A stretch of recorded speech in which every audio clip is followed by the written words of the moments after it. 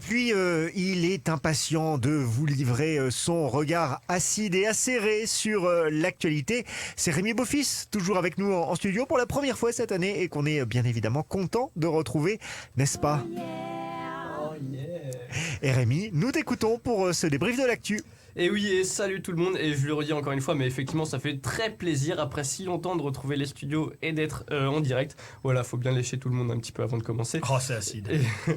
Non, d'autant qu'aujourd'hui on a le plaisir de recevoir Benoît Minard et Robin.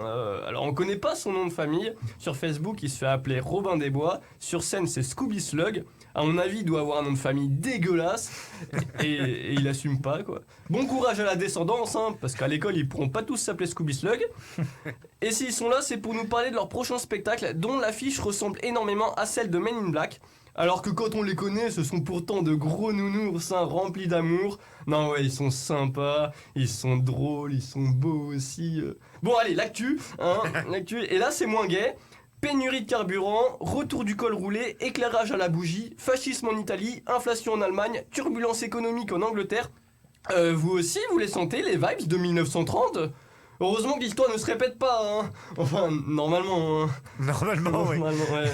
Non, parce que là, on n'est pas du tout prêt pour une troisième guerre mondiale. Hein. En Ukraine, ils ont Zelensky en gilet pare-balles. Nous, on a Bruno Le Maire en col roulé. Nous, c'est pas un gouvernement, c'est les reines du shopping. Hein. D'ailleurs, Bruno Le Maire regrette la polémique à propos de son col roulé. Et il a déclaré « Je m'habille comme je veux ».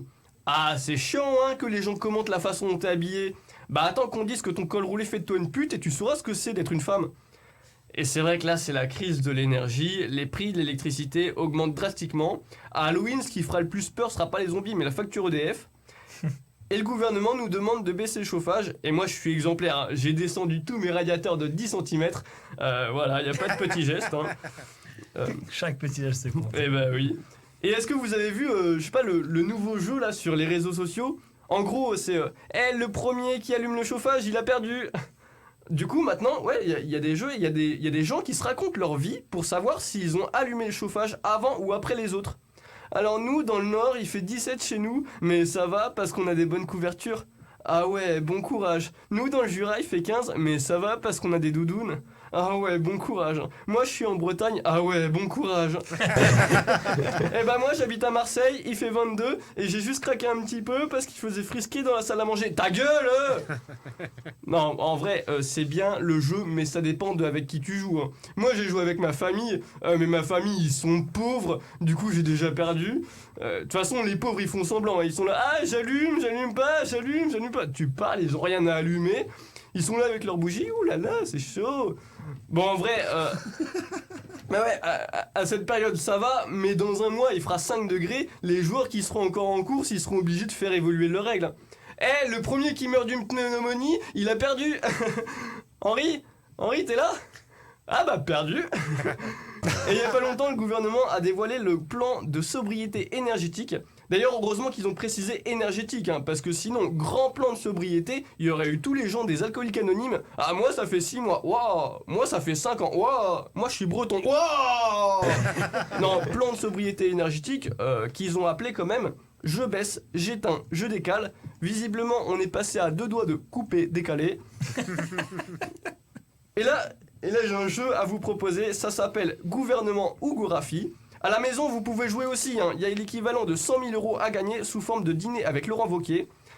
Alors, le principe est simple, je dis une citation et là, tous, vous me dites si c'est un truc inventé ou si la citation a vraiment été prononcée. Donc première, Christophe Béchu, ministre de l'écologie, a dit « Ne rien faire permet d'être sûr de ne pas se tromper ». À votre avis ? Ouais. Alors moi j'aurais du mal à répondre parce que Christophe Béchu, je ne sais pas qui c'est. C'est le ministre de l'écologie. C'est vraiment lui ? Ouais, c'est vraiment lui. En fait, il pense que tu bluffes sur le nom. Ouais, je te jure. Allez, c'est vrai. C'est vrai. C'est vrai ? Je dirais que moi, c'est inventé. Ouais, c'est inventé. C'est vrai qu'il fait rien, mais il l'a pas dit. Voilà. Il aurait pu. Agnès Pannier-Runacher, c'est dur à dire, elle a dit « On ne demandera jamais à des Français en situation de sobriété subie de faire des économies ». À votre avis, elle l'a dit ou pas dit ? C'est vrai. Ouais. Bah oui. Bah oui, c'est vrai. C'est une vraie citation, hein, et c'est comme ça maintenant qu'on appelle les pauvres, visiblement. D'ailleurs, pour info, Julien, il perd pas ses cheveux, hein. Il fait juste le choix de la sobriété capillaire. Exactement.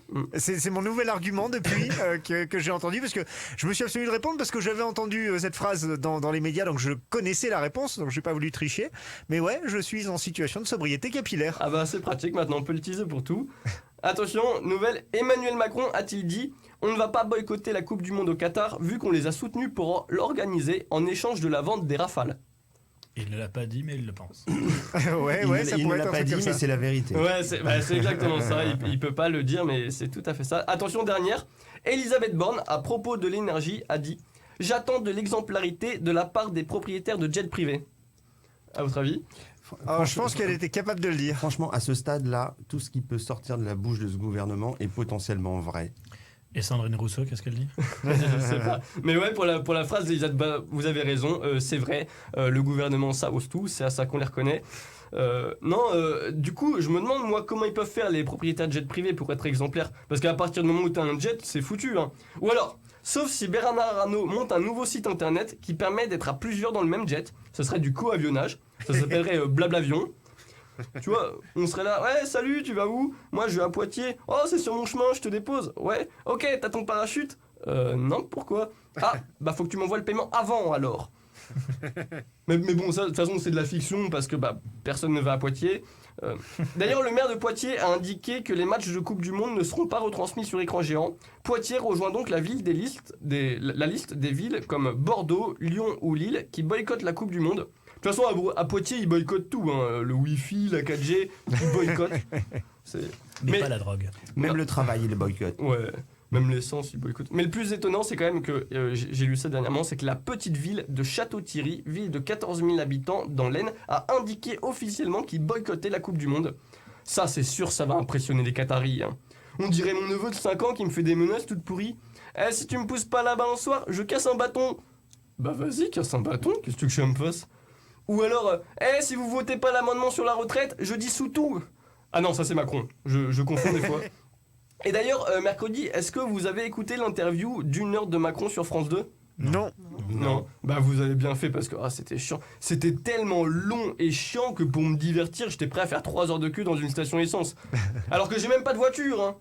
C'était tellement chiant et déprimant que en écoutant, je me suis senti résigné et seul au monde, alors que je suis même pas socialiste, hein. Mais il a dit notamment, Macron, que pour l'essence, le retour à la normale sera dans le courant de la semaine qui vient. À peine le lendemain, la CGT, FO Solidaire et FSU appellent à la grève générale ce mardi, qui devrait être suivie notamment par la SNCF, la RATP et les écoles et les commerces. En plus, demain, là, il y a grande marche à Paris contre la vie chère et l'inaction climatique du gouvernement. Macron, il a un sens du timing exceptionnel.